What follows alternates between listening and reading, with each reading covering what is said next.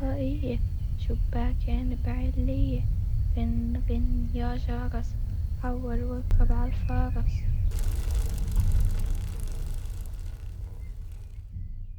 Do you think you could explain to us your formal process in making the film and especially your treatment of the archival images? And how did the use of red in that treatment come about?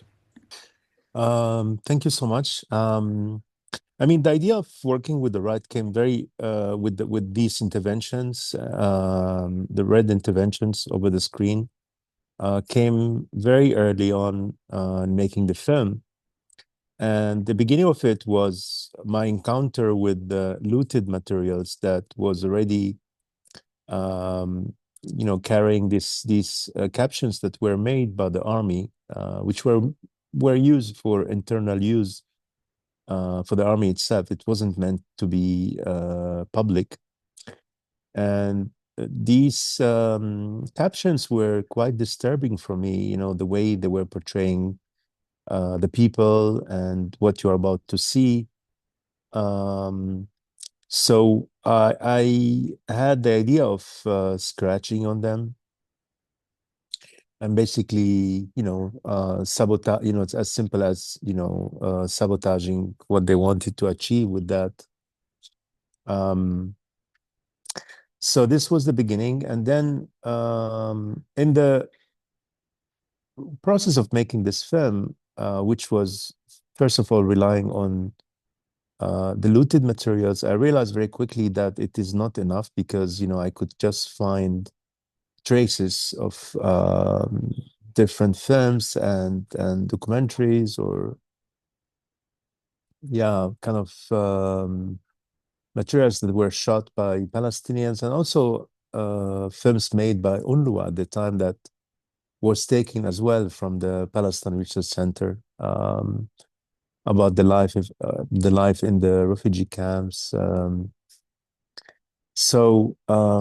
I quickly realized that this wouldn't be sufficient by itself to narrate the Palestinian story and history and experience.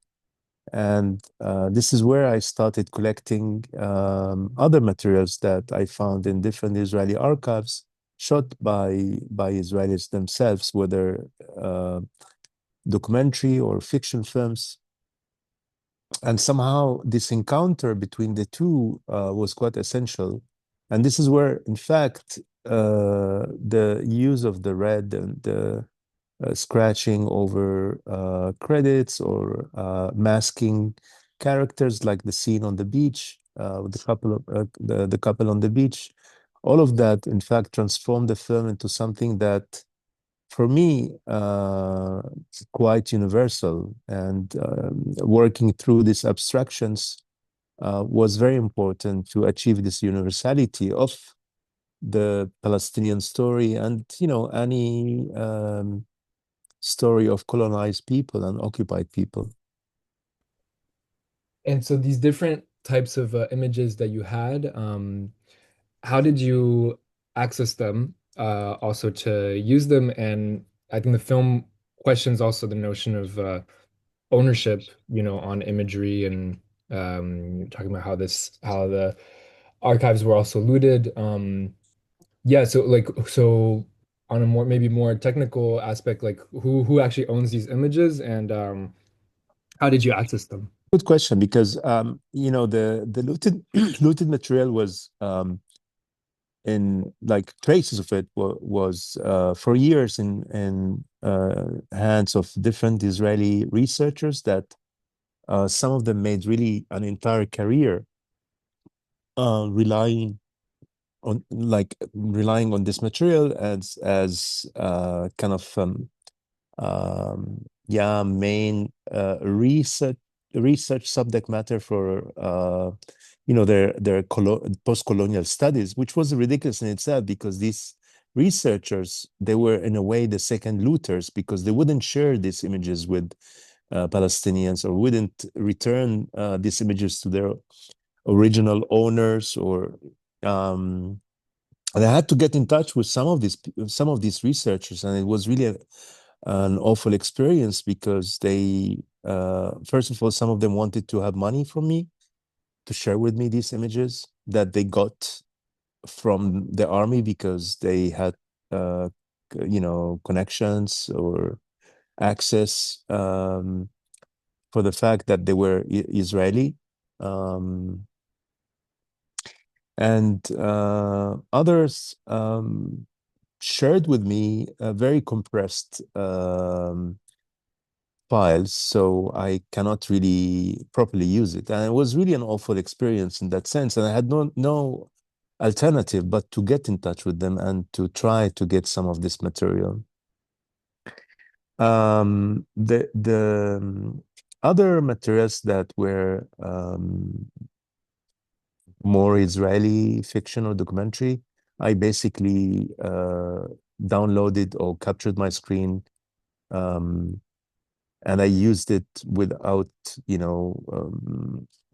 paying any copyrights, because in a way I don't really believe in copyrights. I mean, in that sense, for me, there is no such a thing as copyrights, especially in a case like Palestine, and image making. So the idea of the film was really, artistic, kind of, from one hand, intervention and sabotage, and to somehow try to create in this situation where one have very little and one is dispossessed, to try and create a counter image. That's why, the concept of the camera of the dispossessed, archives as being the camera of the dispossessed. So, these ideas, they all came about while I was in the process of making the film, and which took a bit of time because I had to collect things, and I was in the process of, building up this structure that at times was not so easy because I was relying on discoveries that I was making along the way. It's really interesting where you're saying also in terms of how the images were used for in like terms of like research purposes, or maybe on a more like even academic context, what you're saying like in with like post-colonial studies. Because I feel like if we retrace like in terms of just even the history of cinema, how it was used like originally in the colonies, especially of how people were filming indigenous people in this form of like ethnographic research kind of way, and you feel like the image was a form of like showing some sort of like scientific observation of people, and therefore like Westerners who were bringing these cameras had like this external view that created a form of like hierarchy. And so I was wondering in terms of the medium of film, because it's something that we've also been asked like with the festival, people are like, how can you consider like film decolonial as a medium, given its like original essence of being a like sort of a colonial art form. And but I feel like your approach, especially, you're trying to disrupt that in a way, which I find really interesting. But so do you feel like as a art form, film and cinema or image making, as you were saying, do you think there is like a perspective to have a form of decolonial cinema, or is that sort of like a impossible goal given its history? I mean, it is a matter of making films and engaging with a culture that is anti-colonial and trying to resist the concept of colonialism through images and image making. And this is something that is quite actually quite strong in the context of Palestine. Palestine is one of the most filmed places in the history of cinema.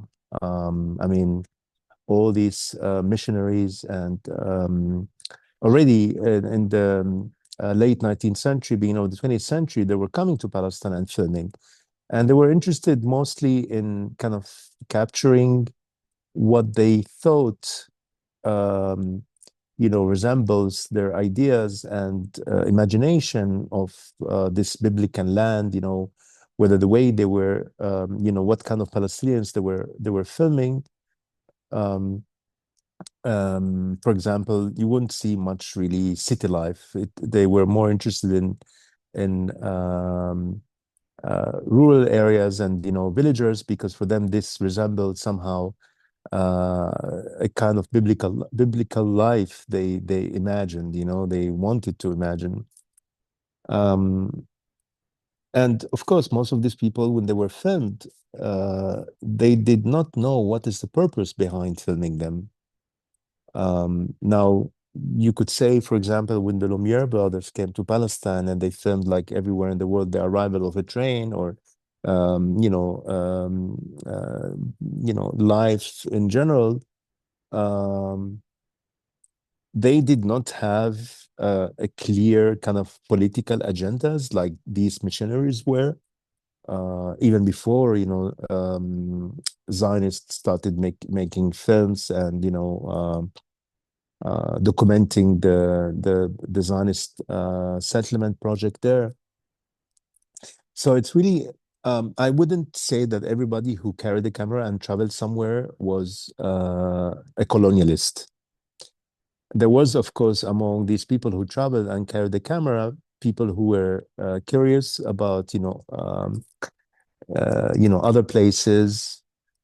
But surely it is always a question of perspective and intentions, what kind of intentions one have.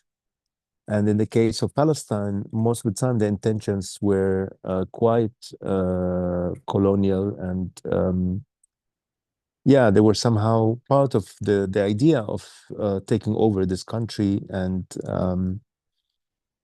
imposing a certain narrative, which is this narrative of the land of the Bible, and later on, of course, with the idea of creating a new kind of state there, a Zionist state. But we, as people who are born into that, I think surely we can use this medium. We can disrupt it. We can, deconstruct it. We can turn these images against themselves and to create new spaces and new realities in a way. And in terms of now the distribution of the film in France, because you had quite a successful international festival run with the film, you got to travel quite a bit with it, and it sounded like it was quite complicated to find a distribution company in France, and that's actually how we got in touch in the first place. But now it's being screened through the Best of Doc program with Documentaire sur Grand Écran. Can you maybe like tell us a bit more about what difficulties were around distributing the film in France and maybe also in Germany, because it was also a German production, and maybe telling us a bit more in terms of like the politics of film distribution within the political context that we know with October 7th, and how maybe that impacted with the distribution of the film. I mean, the distribution of this film had, kind of double difficulties, because from one side, it is a film that is unlike, other documentaries that are about, Palestine or aspects of life or condition of Palestine. And it's a kind of more radical cinema that is trying to surely treat a subject matter, but also to work with the cinema language itself, with the language of cinema itself, which by itself is quite challenging outside of the festival circles. And this is something that even in a place like France that is quite, I would say, in terms of cinema release, is quite diverse. But finally, I realized that it is not so diverse. And especially if you make films that are perceived as documentaries, the expectations from you to be clear and you know, straightforward is even more than when you make a fiction film. And the other challenge was, you know, film coming from Palestine, of course,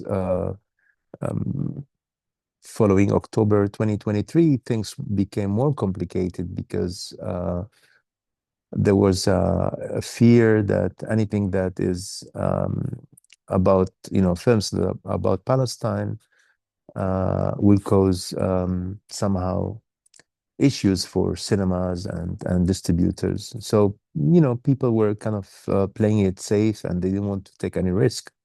So in that sense, the not taking risk was double in my case, you know, being a Palestinian film, but also being a film that is quite radical in its language. Totally. And I guess maybe to finish off, what are you hoping audiences here in France will take out of a FIDAI film? If there's maybe a message or something in terms of your artistic approach that you're hoping people might get from watching the film here. I think the film, which by the way was done, we were done with the editing way before October 2023. Some people, when they watch it, they think that it's a kind of response to these events, but it wasn't. There was no plan whatsoever to somehow, yeah, explain or show the history of Palestine in that relation. So when you watch the film, you see, you know, the patterns the patterns of violence and oppression that were repeating themselves, you know, already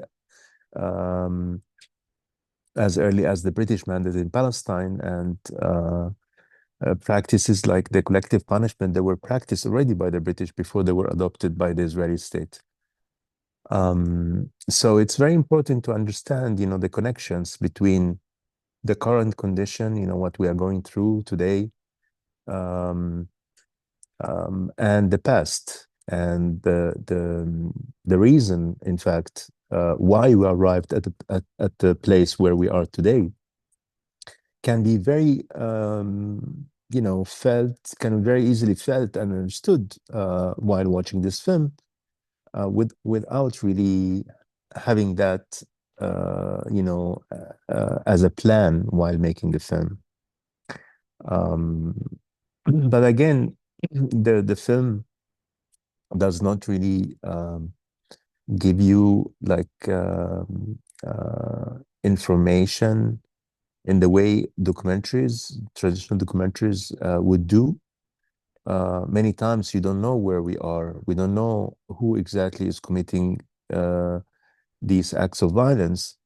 And the idea was really intentional in the sense that I wanted to achieve a sense of universality, that it is, yes, it is Palestine and this specific settler colonial project, but it is also something that resembles many other examples in history, in human history. And I think for me, this was quite important to achieve, because through this universality, you also achieve a connection with humanity, with our humanity, no matter where we come from.